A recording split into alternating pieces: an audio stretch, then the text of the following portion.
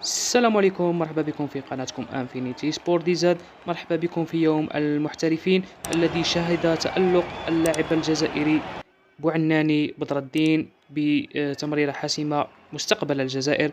وشاهدوا هذه المراوغة من هشام بوداوي Moulin, الرائع. quasiment sur tous les buts de Nice. Waouh!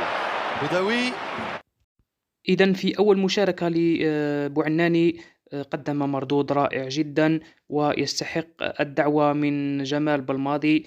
أما بوداوي فتحصل على 6.9 وبدر الدين تحصل على 7.3.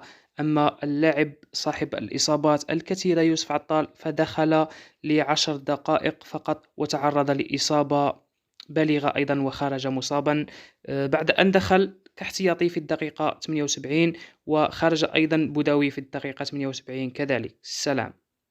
اشتركوا في القناة ثم فعلوا الجرس ثم لايك.